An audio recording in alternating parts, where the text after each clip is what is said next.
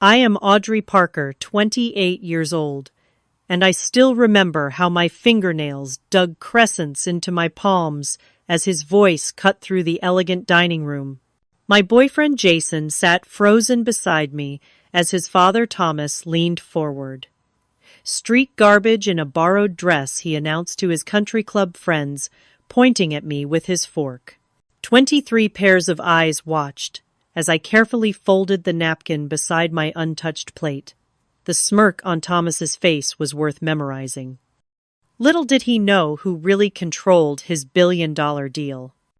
Before I tell you how I brought down his empire while maintaining my integrity, drop a comment letting me know where you are watching from, and hit that like and subscribe button if you have ever dealt with someone who thought their money made them untouchable.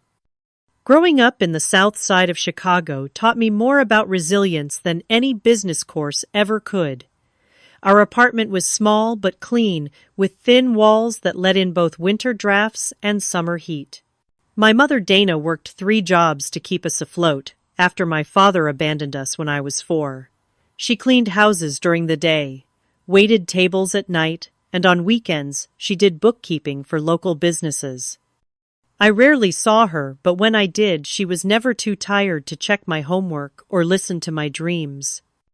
Education is the one thing no one can take from you. She would tell me, her hands raw from cleaning products, her eyes tired but determined. This became my mantra through school.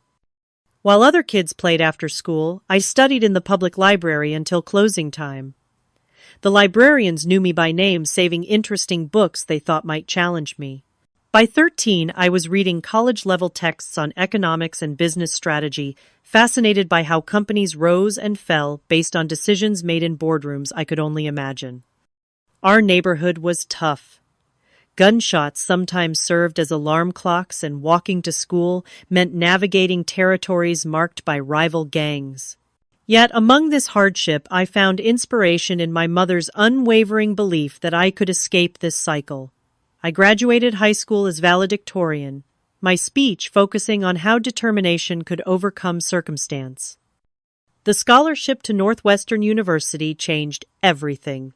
Suddenly, I was thrust into a world where students complained about their parents buying them the wrong color BMW, where spring breaks meant trips to Europe or Caribbean islands I had only seen in magazines. My second-hand clothes and public transit commute marked me as different immediately. My roommate Jessica, a surgeon's daughter from Boston, initially viewed me with curiosity, as if I were an exotic specimen. "You really grew up in the South Side?" she asked, during our first week, both fascinated and horrified. But to her credit, Jessica became my first guide to navigating this foreign world of wealth. She taught me which forks to use at formal dinners, how to pronounce designer names, and the unwritten social rules of the elite. While others partied, I worked part-time at the university financial office, earned straight A's, and secured coveted internships each summer. Professor Alan Martinez, who taught advanced corporate strategy, became my mentor after I challenged his case study analysis in class. "You see angles others miss," he told me, recommending me for an internship at Global Sphere Consulting, one of the most prestigious firms in Chicago. That internship led to a job offer before graduation. Starting as an analyst, I quickly developed a reputation for thorough research and innovative solutions. By 26, I had been promoted twice, becoming the youngest senior consultant in the company's history, specializing in mergers and acquisitions for Fortune 500 companies. Success brought material comfort, but not acceptance. At company events, partners and senior consultants would often ask where I went to prep school or which country club my family belonged to. Their smiles would tighten when I mentioned my public school education and scholarship to Northwestern. I met Jason Bennett at a charity gala I was attending on behalf of Global Sphere. Tall, with thoughtful blue eyes and an easy smile, he was different from the other trust fund executives I had encountered. When I mentioned growing up in Southside, he asked genuine questions rather than making assumptions. He worked as a corporate attorney at Werner and Klein, having attended Harvard Law School after completing his undergraduate degree at Yale. Most people here are boring, he whispered, as we watched donors compete to outbid each other for auction items they would probably never use. They only know how to talk about their vacation homes and golf handicaps. Our first date was at a small jazz club rather than an expensive restaurant. He listened more than he spoke and never once checked his phone. 3 months of dating revealed a man who seemed to value substance over status, intelligence over inheritance. When he first told me he loved me, it was during a rainstorm that caught us without umbrellas, both of us laughing as we sought shelter under a store awning. "I want you to meet my family," he said after 6 months. "They have a summer home in Lake Forest.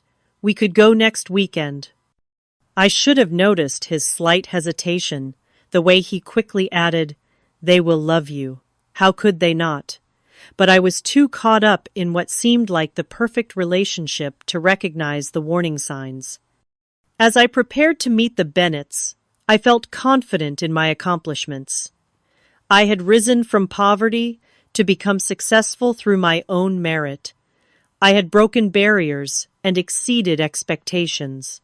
I believed that would be enough. I did not yet understand that in certain circles, no amount of intelligence, accomplishment, or hard work could overcome the perceived stain of coming from the wrong background. And I certainly had no idea that the man who would most strongly oppose my relationship with his son would one day find his billion-dollar deal in my hands. The Bennett estate in Lake Forest sprawled across 5 acres of perfectly manicured grounds. As Jason drove through the wrought iron gates, my stomach tightened with apprehension. The main house, a colonial revival mansion with white columns and expansive windows, seemed to judge me before I even stepped inside. "My parents can be a bit formal," Jason warned as he parked his BMW beside 3 other luxury vehicles. "Just be yourself." Elizabeth Bennett greeted us in the foyer, a slender woman in her early 60s with carefully colored blonde hair and the kind of surgical enhancements that spoke of considerable expense and skill. Her smile seemed rehearsed as she air-kissed Jason's cheeks. "And you must be Audrey," she said, extending a hand adorned with a diamond that could have paid my mother's rent for a year. "Jason has told us so little about you." The emphasis on little was subtle, but unmistakable. Thomas Bennett appeared moments later, a tall man with silver hair and cold blue eyes that assessed me with naked calculation. His handshake was firm to the point of discomfort. Northwestern Jason tells me he said, instead of hello, "Scholarship student." "Full academic scholarship, yes," I replied, maintaining eye contact despite the immediate knot in my stomach. I went to Yale myself, 3rd generation. Jason is 4th, of course. The rest of that first visit proceeded with similar veiled comments and probing questions. Where exactly in Chicago had I grown up? What did my parents do? Had I ever been to Europe? Each answer seemed to confirm something Thomas had already decided about me. During dinner, served by a uniformed staff on china that probably cost more than my annual salary, Thomas dominated the conversation with stories about his company, Bennett Industries, a manufacturing conglomerate that supplied components to the aerospace and defense industries.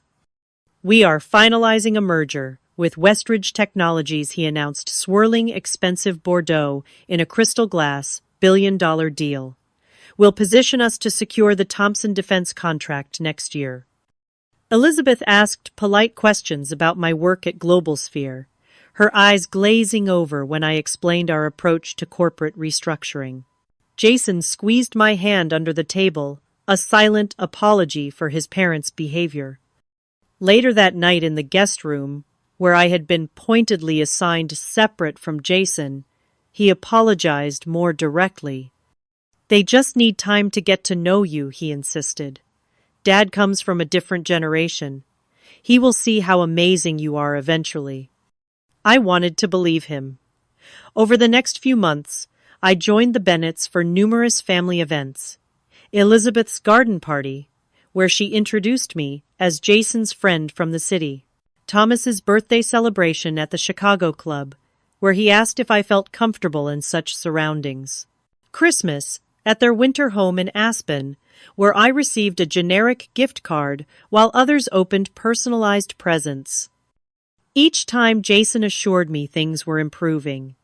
Each time I swallowed my hurt and tried harder to win their approval. I brought thoughtful gifts, offered intelligent conversation, and showed genuine interest in their lives. Nothing seemed to penetrate the barrier of class prejudice. In March, during a company meeting at Global Sphere, I noticed a familiar name on the list of pending acquisitions: Westridge Technologies. The same company Thomas had mentioned was merging with Bennett Industries. "We have been asked to perform due diligence before Global Atlantic Capital finalizes their acquisition of Westridge," explained Sandra Miller, our division director. "Audrey, given your experience with similar companies, I want you to lead the assessment team." The coincidence seemed almost too perfect. I would be evaluating the company that was crucial to Thomas's billion-dollar deal. For a moment I considered recusing myself due to the personal connection, but I had not yet met the ethical standard for conflict of interest. The Bennetts were not my family, merely my boyfriend's parents. Besides, I told myself I would conduct my assessment with complete professionalism. That weekend, at another tense dinner at the Bennett home, Thomas mentioned problems with the Westridge deal. "Some investment group is looking to acquire them before our merger finalizes," he complained. "Global Atlantic Capital. Vultures circling what they think is a carcass." My fork paused halfway to my mouth. Thomas had no idea that I was now directly involved in this transaction. Jason knew where I worked, but was not privy to which accounts I handled. "Perhaps they see potential you do not," I suggested carefully. Thomas's laugh was dismissive. "What would you know about acquisitions of this scale? This is serious business, not some little consulting project." Elizabeth quickly changed the subject, but the seed had been planted. I began to wonder how Thomas would react when he discovered my role in evaluating Westridge. The thought brought an unexpected smile to my face, which I quickly hid behind my napkin. As spring progressed, so did the tensions. Jason proposed a weekend trip to meet my mother, who now lived in a small but comfortable apartment I had helped her secure in a safer neighborhood. Thomas and Elizabeth's reaction was immediate. "You cannot be serious about this relationship," Thomas told his son during Sunday brunch on their terrace. He spoke as if I were not sitting 3 feet away. "The girl is intelligent enough, I suppose, but she comes from nothing. Your children would have no suitable background." "Dad, that is enough," Jason said, but his voice lacked conviction. "You are a Bennett.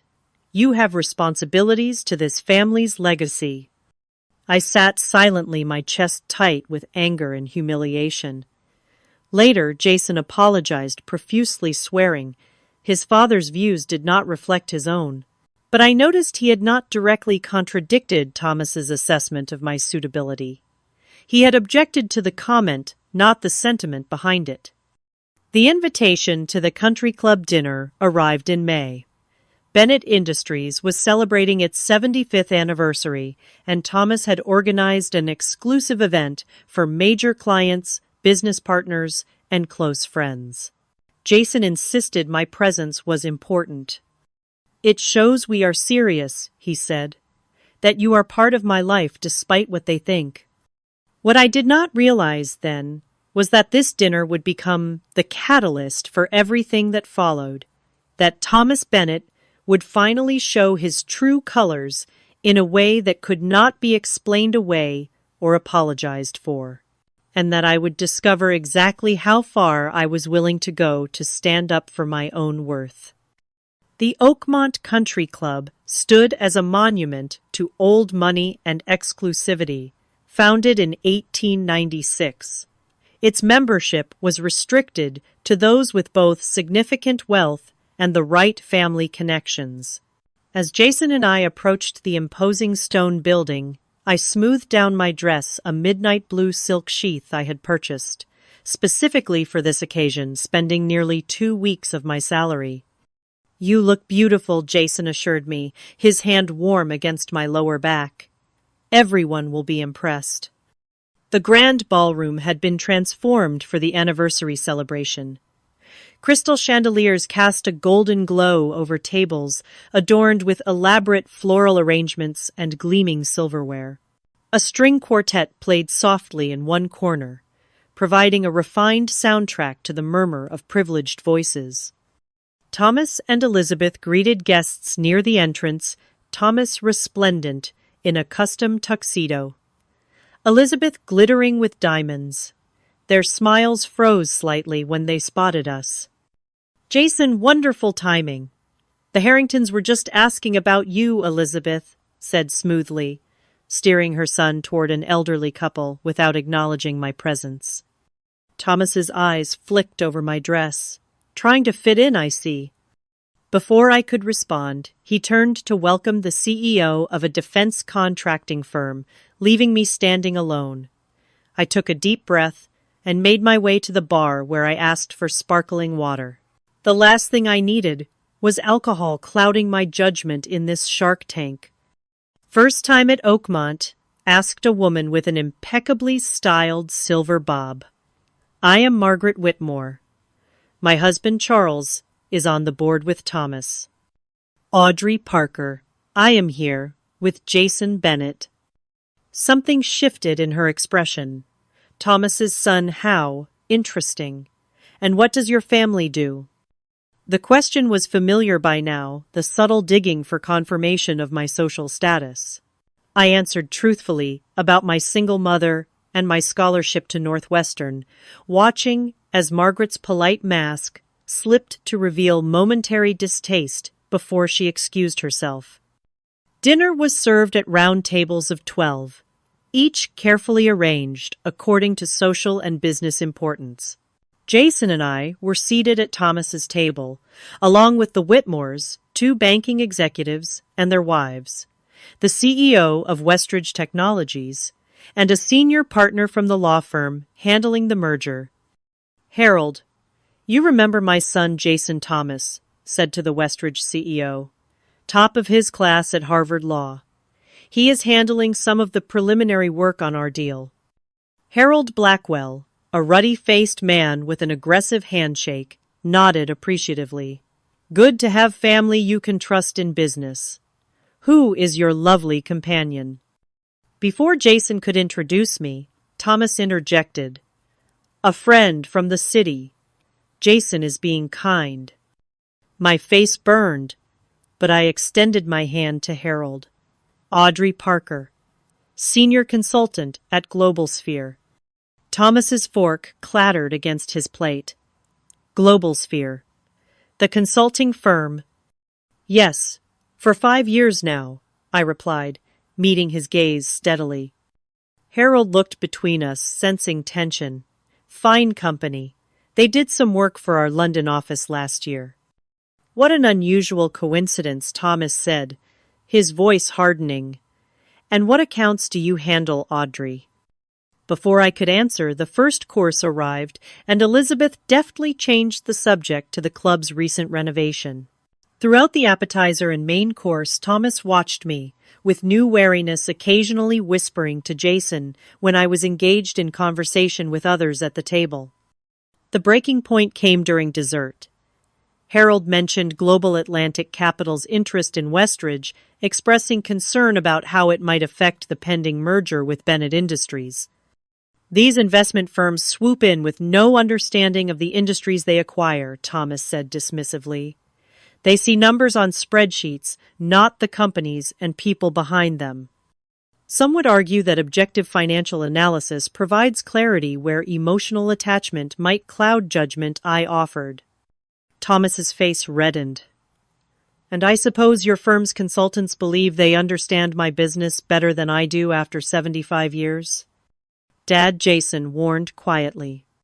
No, I want to hear this, Thomas insisted, his voice rising. Tell me, Audrey, what would someone from your background know about building and maintaining a corporate legacy? The table fell silent. Even the neighboring tables seemed to quiet as Thomas leaned forward, years of thinly veiled contempt bubbling to the surface.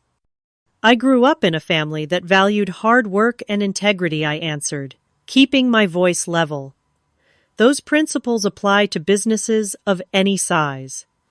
Thomas laughed, a harsh sound stripped of humor. Hard work and integrity. From the south side of Chicago. Perhaps next you will tell us your street gang operated with a mission statement and core values. Gasps rippled around the table. Jason put his hand on his father's arm. That is completely inappropriate. But Thomas was beyond restraint now. Years of prejudice, finding voice in this public forum where he believed his status protected him from consequence. Look around you, he said, gesturing to the opulent room. Do you really think you belong here? With people who built this country, who understand the responsibilities of wealth and position? My fingernails dug crescents into my palms as his voice cut through the room. Street garbage in a borrowed dress, he announced to his country club friends, pointing at me with his dessert fork, trying to elevate herself by attaching to my son. 23 pairs of eyes watched as I carefully folded the napkin beside my untouched chocolate torte. The smirk on Thomas's face was worth memorizing, that self-satisfied expression of a man who thought he had won. I stood slowly, dignity in every movement. Thank you for the illuminating evening, Mr. Bennett. It has been most educational. Jason half rose from his seat. Audrey, wait. But I was already walking away, my head high despite the burning in my eyes. As I reached the ballroom doors, I heard Jason's raised voice arguing with his father, but he did not follow me. Outside in the cool night air, I called a rideshare, refusing to wait for Jason to drive me home. As I stood there, Harold Blackwell emerged from the club, lighting a cigar.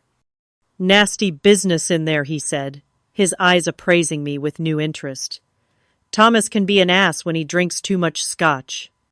He meant every word, I replied. Harold nodded slowly. Probably. Old money often does.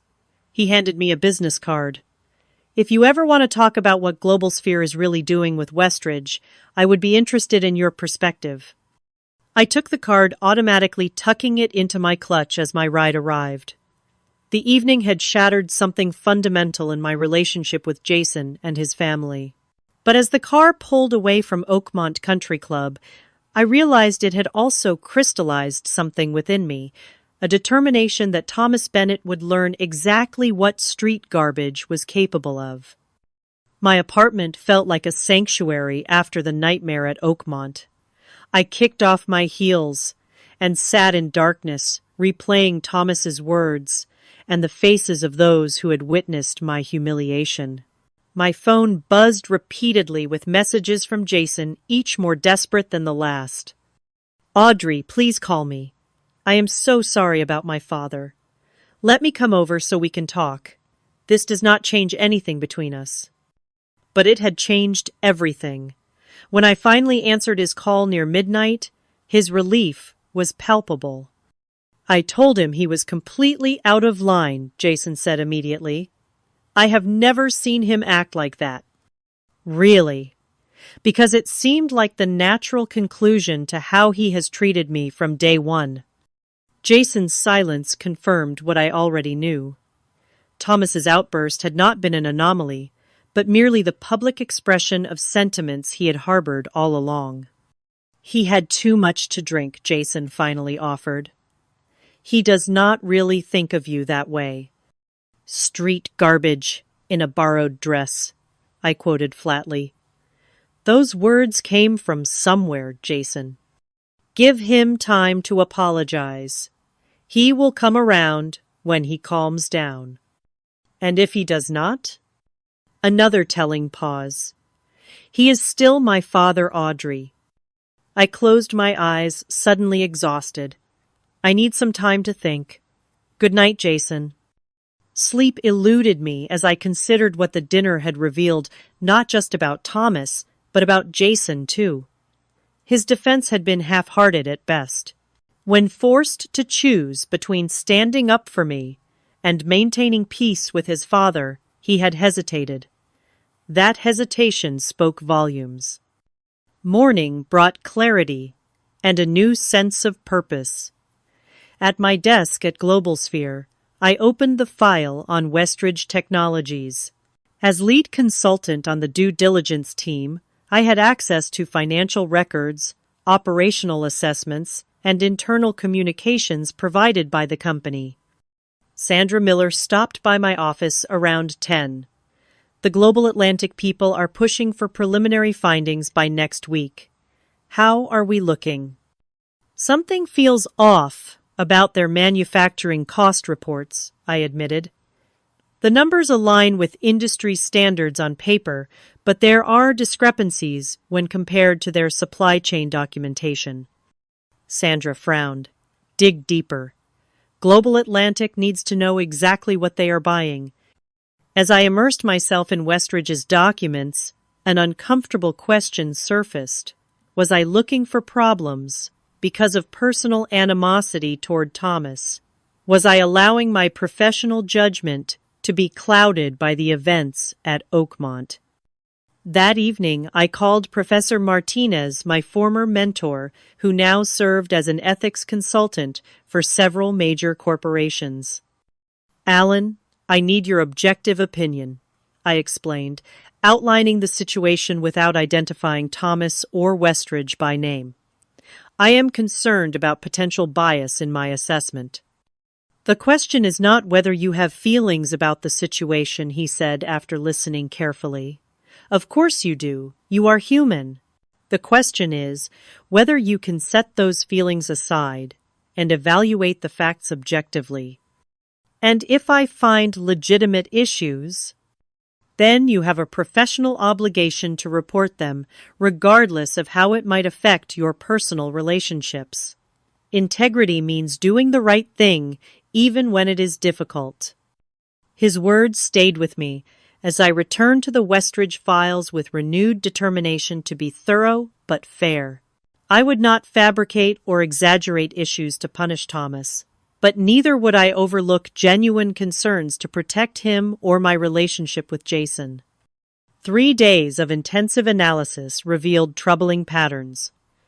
Westridge had been systematically underreporting workplace safety incidents to OSHA, potentially exposing Global Atlantic to significant regulatory liabilities. Their manufacturing facilities in Mexico appeared to violate several labor laws, with evidence suggesting they employed underage workers in dangerous conditions.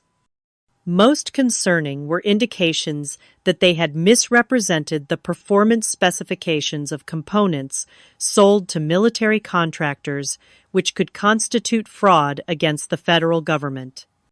Each finding was meticulously documented, cross-referenced, and verified. This was not about revenge.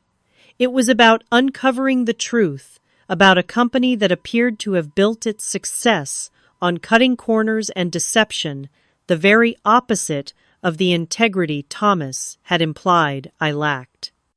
Jason called repeatedly throughout the week, his messages growing increasingly frustrated with my continued distance. When I finally agreed to meet him for coffee on Saturday, his relief was evident. "I miss you," he said, reaching for my hand across the table. "Dad was completely out of line, and he knows it." "Has he apologized?" Jason shifted uncomfortably. "He is still processing everything. You know how proud he can be."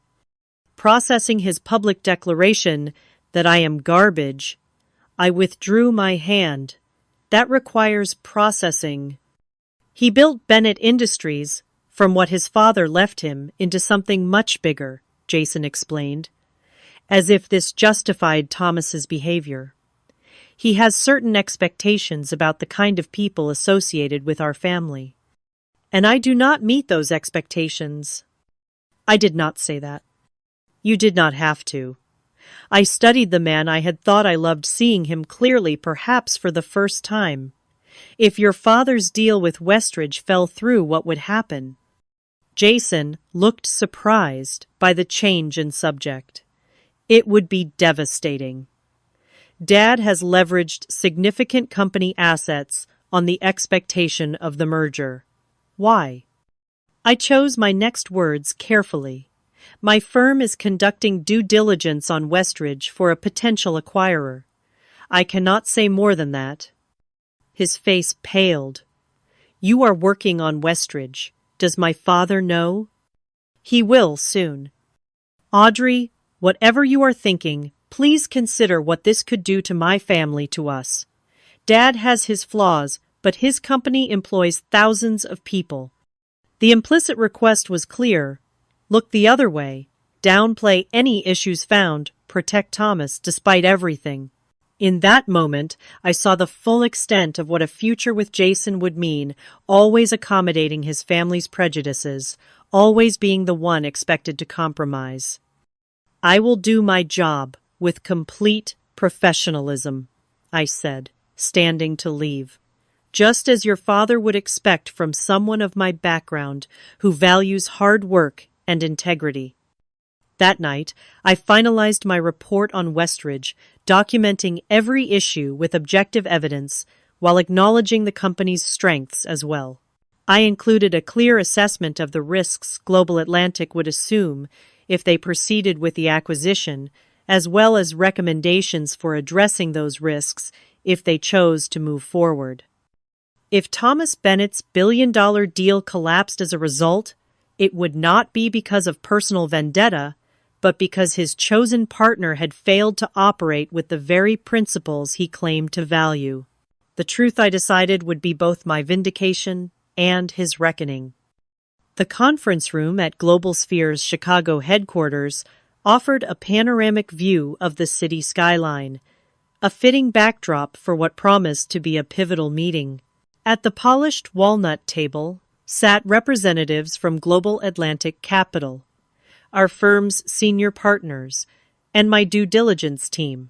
I had slept little the night before, reviewing my findings one final time to ensure every conclusion was supported by evidence. Sandra Miller introduced me to the Global Atlantic executives.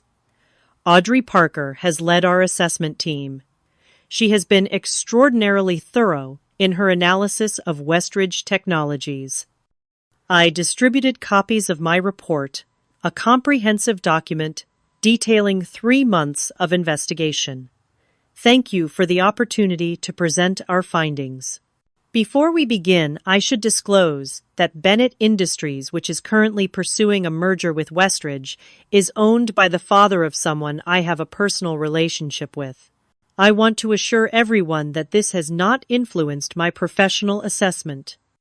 Sandra looked surprised, but nodded appreciatively at my transparency. The Global Atlantic representatives exchanged glances. We appreciate your disclosure, Miss Parker said.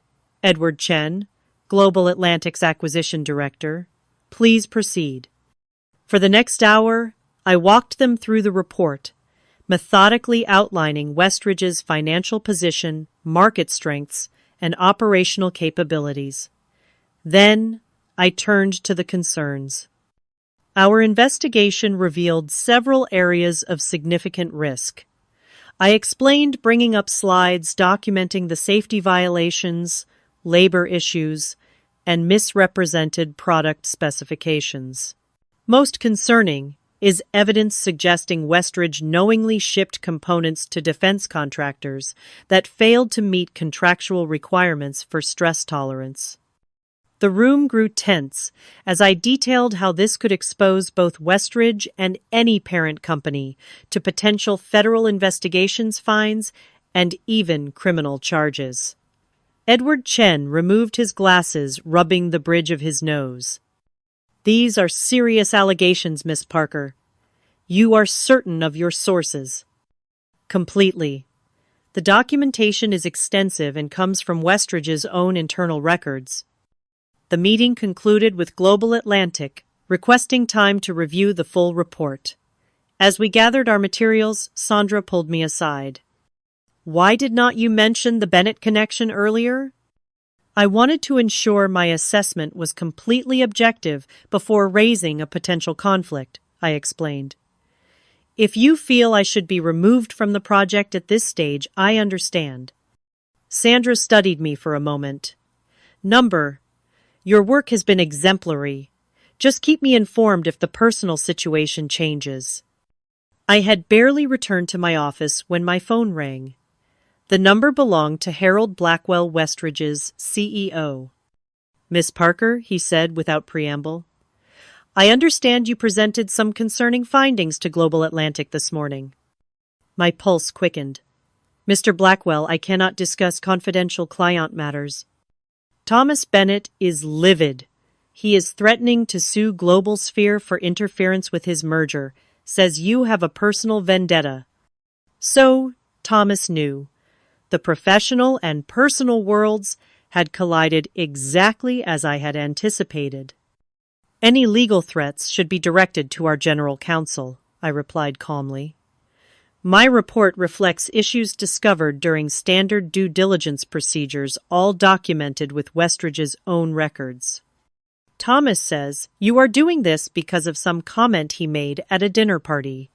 Says you are using your position to retaliate. Mr. Blackwell, did Westridge misrepresent component specifications to defense contractors? His silence was telling. Did your Mexico facilities employ underage workers in violation of labor laws? Another pause. Those questions should concern you far more than Thomas Bennett's dinner party behavior, I said. Now, if you will excuse me, I have another meeting. Within an hour, Thomas himself called, his voice tight, with barely controlled rage. You vindictive little opportunist, he hissed. You think you can destroy my deal because your feelings got hurt. Mr. Bennett, I simply reported what the evidence showed. If Westridge had operated ethically, there would be nothing to report. You manipulated the findings because of what happened at Oakmont. Do not pretend otherwise. Every conclusion in my report is supported by documentation provided by Westridge itself. If you doubt that, I welcome legal discovery. It would only further expose what your merger partner has been hiding. His breathing was heavy on the line. You have no idea who you are dealing with. I built my company through relationships you cannot begin to comprehend. One phone call from me and your career at Global Sphere is over. Perhaps you should make that call to Harold Blackwell instead, I suggested. Ask him why he concealed critical information from you during merger discussions.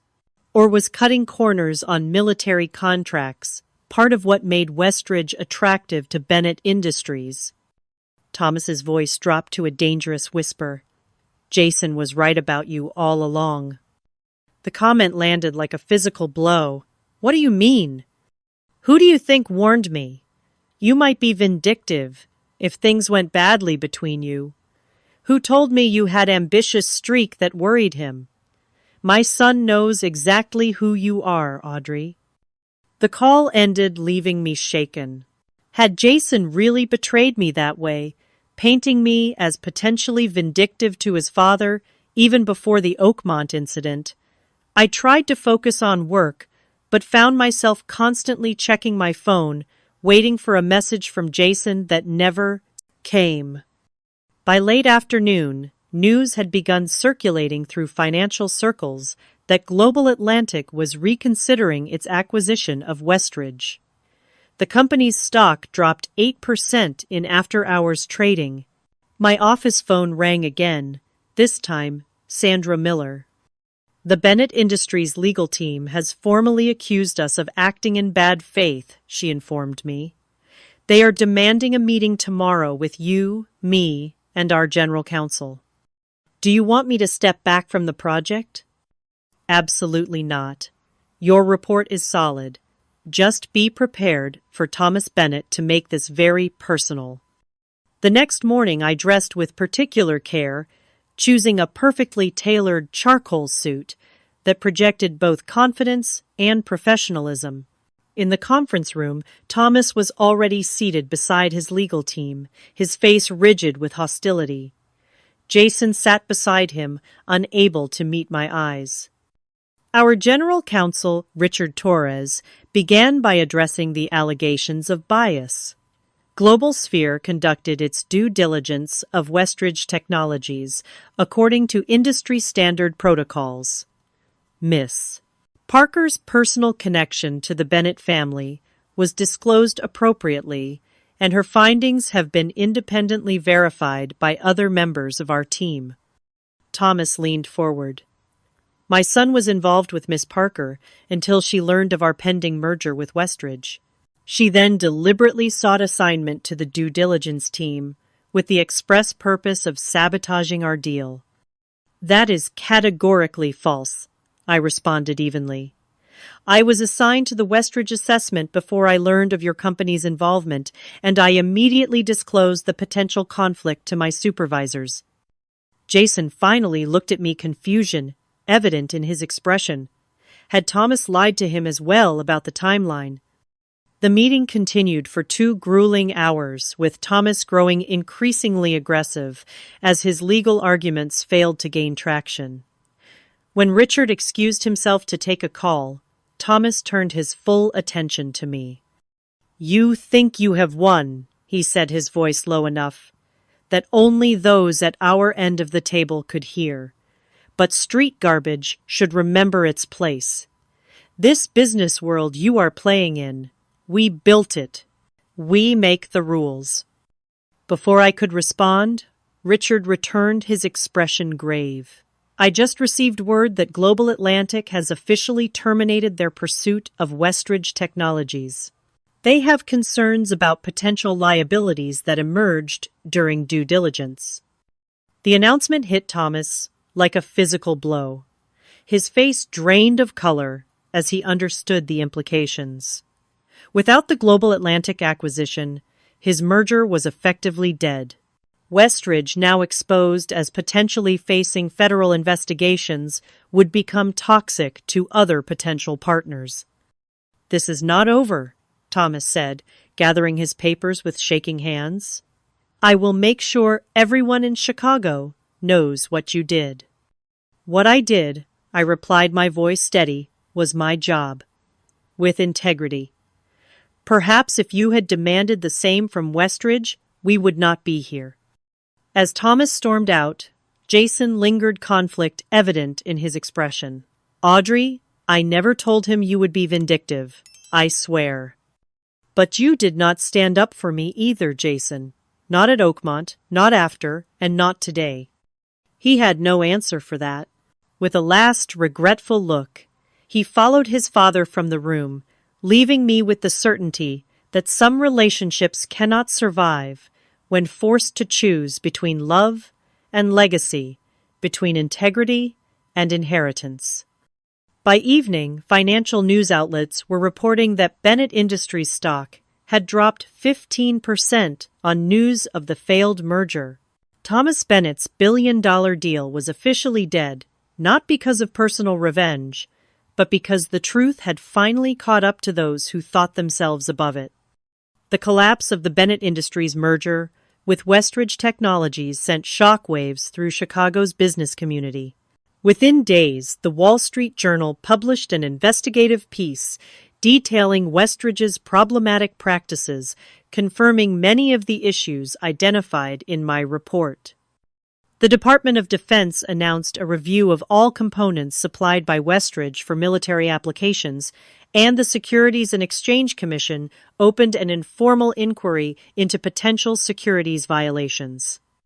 Bennett Industries stock continued its downward slide, losing nearly 30% of its value in 2 weeks. Financial analysts began questioning whether Thomas Bennett's aggressive expansion strategy had left the company overextended without the Westridge merger to strengthen its position. I maintained a disciplined silence through it all, declining comment to several business publications that reached out. Global Sphere publicly supported my work with Sandra Miller, issuing a statement defending our due diligence process as thorough, objective, and conducted according to the highest professional standards. Privately, however, I weathered considerable scrutiny. Several partners expressed concerns about potential damage to client relationships, while others praised my integrity in a difficult situation. I threw myself into other projects, working longer hours than ever, determined to prove my value to the firm beyond the Westridge case. Jason texted, 3 days after the confrontation meeting, "Can we talk, please?" I agreed to meet at a small cafe, far from both our usual haunts. He looked terrible with dark circles under his eyes, and his usually immaculate appearance slightly disheveled. "Dad is considering laying off 200 employees," he said, without preamble. "The company is in trouble without the Westridge deal." I set down my coffee cup carefully. "I am sorry to hear that." "Are you?" His tone held a bitter edge. "You brought this down on him." "No, Jason. Westridge's unethical practices and your father's failure to conduct proper due diligence brought this down on him. My report simply exposed what was already there." He ran a hand through his hair in frustration. "He is my father, Audrey. Whatever his faults, he is my family." "And you chose him," I acknowledged. "At Oakmont, when he called me garbage. In the days after, when you expected me to accept his behavior. And now, when you want me to feel guilty for doing my job with integrity. It is not that simple." "It actually is." I looked at the man I had once thought might be my future. "You never really saw me as your equal, did you? As someone who truly belonged in your world." His silence confirmed what I had finally accepted. "I loved you, Jason, but I will not apologize for refusing to be diminished by your father or anyone else." He reached for my hand. "We could still make this work. Dad will get past this eventually." I gently withdrew my hand. Number. Some lines once crossed change everything. Your father showed me who he really is, and you showed me who you really are. I deserve better than both. As I walked away, I felt a strange lightness despite the sadness. Some endings, painful as they might be, are necessary for growth. The professional consequences continued to unfold. Several clients requested that I be removed from their accounts, concerned about my involvement in the Westridge situation. Others specifically asked for me, impressed by my willingness to present difficult findings regardless of potential blowback. Global Sphere assigned me to a major telecommunications merger, a vote of confidence that helped quiet some of the internal criticism. Thomas, meanwhile, was not finished with his attempts at retaliation. Through industry contacts, I learned he had spoken against me to several Global Sphere clients and had suggested to other consulting firms that I was difficult and unprofessional. His efforts gained limited traction, given the public verification of my findings about Westridge, but they created a constant background stress as I navigated my career. Support came from unexpected quarters. Harold Blackwell facing his own professional reckoning as Westridge's CEO sent a brief email. "For what it is worth, you were right about everything." Bennett knew some of it and chose to look the other way. The price of doing business, he called it. More surprisingly, Elizabeth Bennett requested a meeting through her personal assistant. Curious and cautious, I agreed to meet her for tea at the Peninsula Hotel. "Thomas does not know I am here," she said immediately, looking elegant but strained in a St. John's suit. "He would not approve." Why did you want to see me, Mrs. Bennet? She stirred her tea slowly. To apologize. Not for Thomas, he must make his own amends if he ever chooses to. But for myself. I allowed his prejudices to influence how I treated you, and that was wrong. I had not expected this, and found myself momentarily speechless.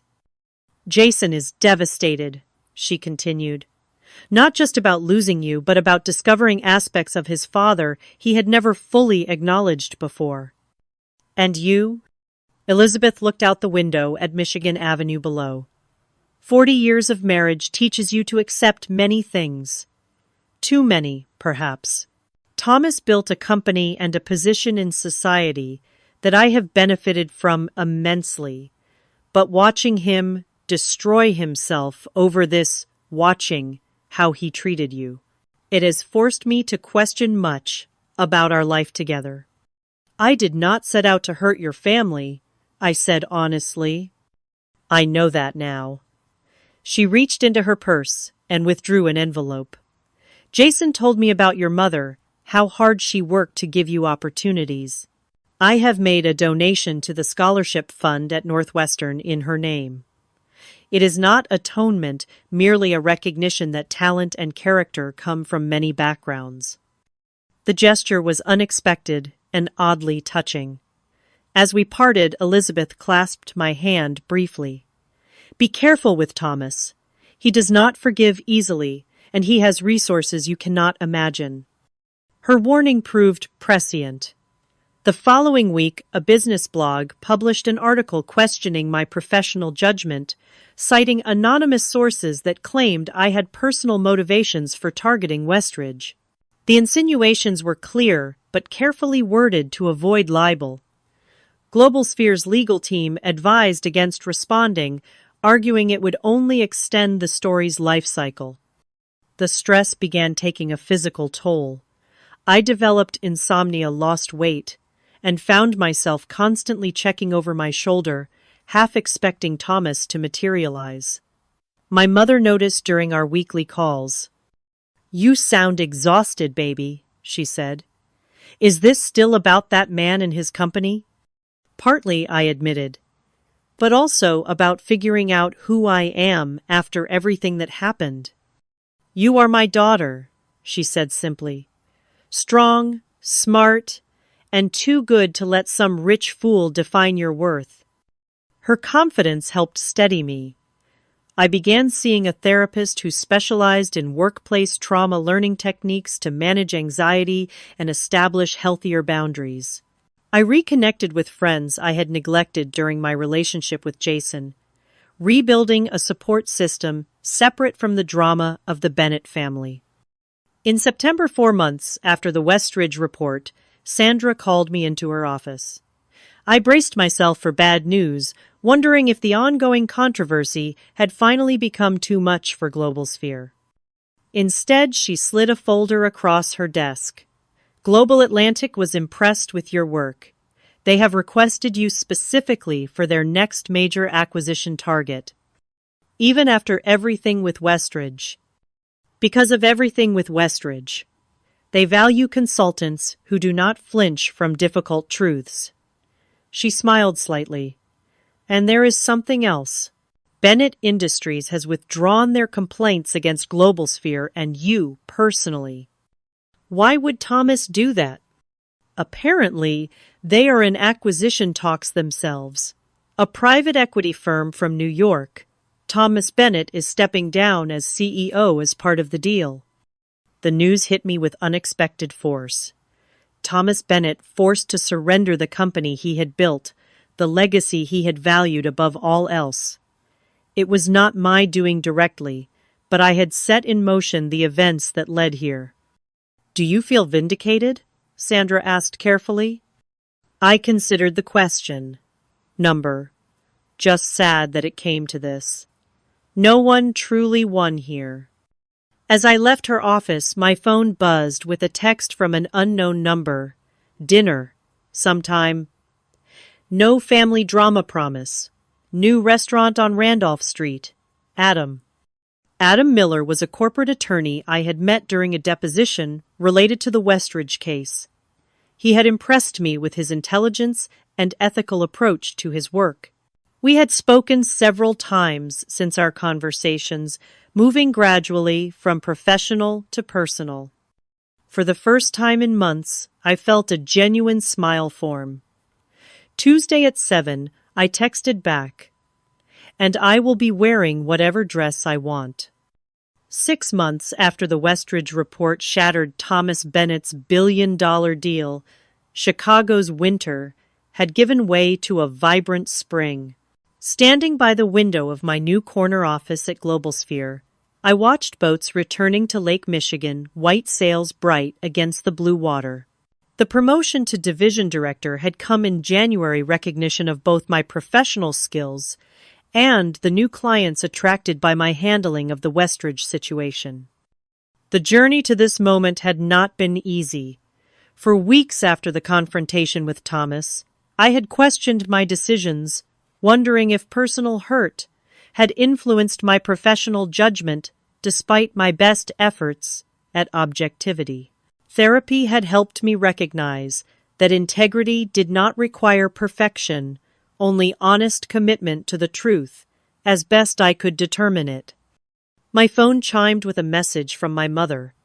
"First day of retirement, cannot believe my baby girl made this possible." The modest but comfortable condo I had helped her purchase in Lincoln Park represented everything we had worked for her sacrifice, and my determination combining to create security neither of us had known in my childhood. I texted back a heart emoji and a promise to bring dinner that evening to celebrate. My assistant knocked gently on the open door. "Miss Parker, your 10:30 is here." "Thank you, Rachel. Give me 2 minutes." I straightened my desk, noting with satisfaction the framed article from Businessweek profiling rising stars in corporate consulting.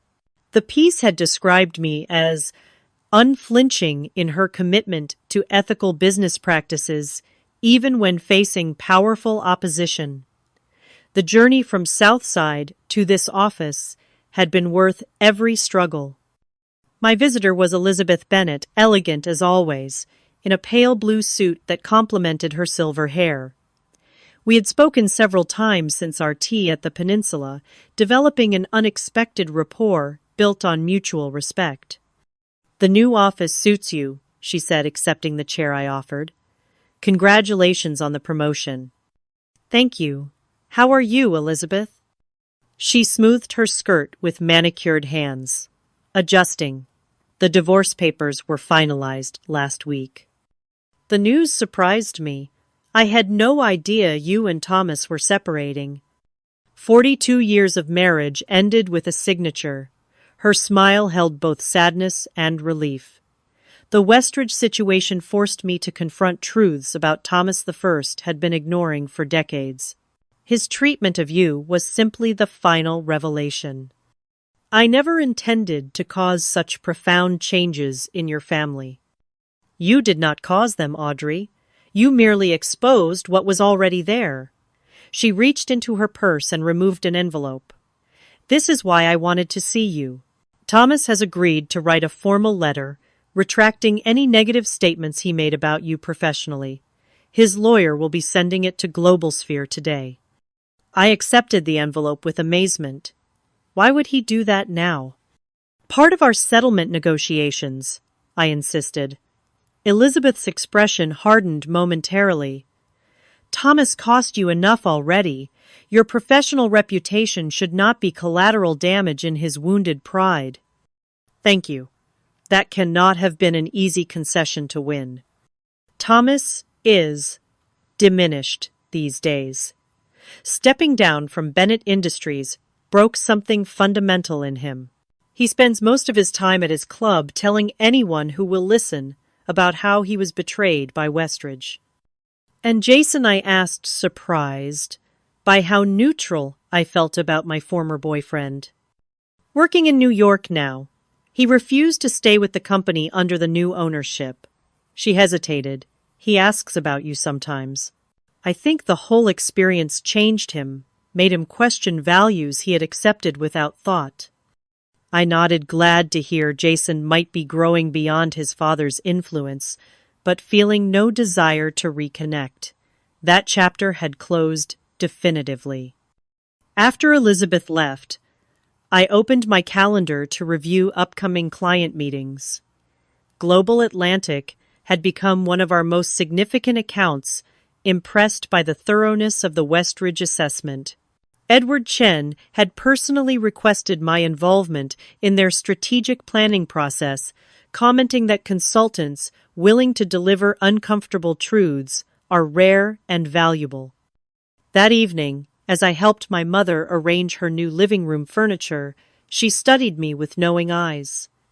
"You seem at peace," she observed, "after everything that happened with that family."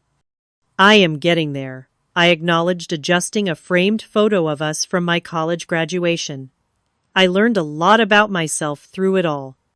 "Like what?" I considered the question. "That my worth is not determined by anyone else's assessment. That integrity sometimes costs more than expected, but is always worth the price. And that you were right about education being something no one can take from you." She squeezed my hand. "I am so proud of the woman you have become, Audrey, so much stronger than I ever was." "I got that strength from you," I told her truthfully. "Watching you work 3 jobs without complaint. Seeing you treat everyone with dignity regardless of their status." We shared a quiet moment of recognition, 2 women who had navigated difficult paths with determination and grace. The following week brought an unexpected invitation to speak at Northwestern's business school about ethical decision-making in corporate consulting. Standing at the podium looking out at students whose eager faces reminded me of my younger self, I felt a profound sense of having come full circle. Integrity in business is not an abstract concept, I told them. It is a daily choice to prioritize truth over convenience, ethical standards over expedience. Sometimes that choice comes with significant personal and professional costs, but compromising your values exacts a far higher price in the long run. After the lecture, a young woman from the South Side approached me, her expression earnest. "Your story gives me hope," she said, "that someone from our neighborhood can succeed without losing themselves." "Hold on to your integrity," I advised her. "It will be challenged repeatedly throughout your career, but it is the one thing that once lost is nearly impossible to recover." On a warm Saturday in June, I met Adam for brunch at a sidewalk cafe in Wicker Park. Our relationship had developed slowly over the past months, built on mutual respect and shared values rather than the whirlwind romance I had experienced with Jason. "I have news," he said, pouring coffee from the shared carafe. "The firm is opening a London office. They have asked me to head it up." My heart sank slightly. "That is a wonderful opportunity. When would you leave?" "In September." He reached for my hand across the table. "I was hoping you might consider coming with me at least to visit. See if you like it there." "Are you asking me to move to London?" "I am asking you to consider possibilities." His smile was warm but undemanding.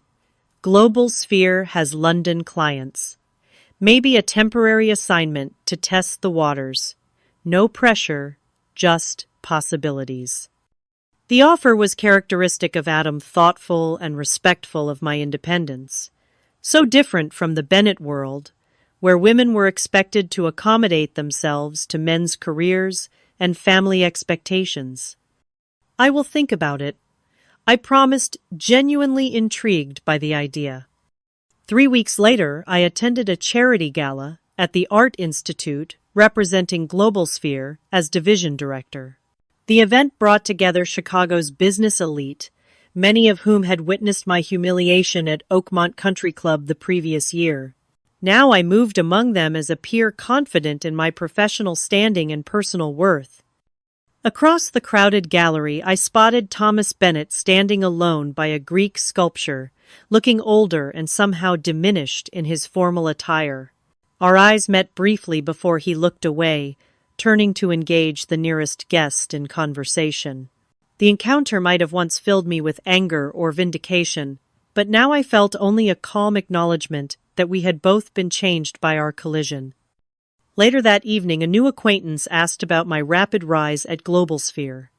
I heard there was some drama with the Bennett family. Something about you tanking a major deal. I simply did my job with integrity, I replied. The rest is business history. And it was history now, a chapter closed but not forgotten.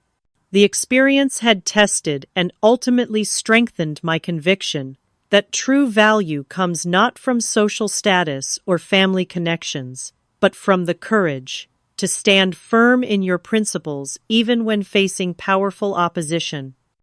As spring turned to summer, I began exploring the possibility of a temporary assignment to Globalsphere's London office.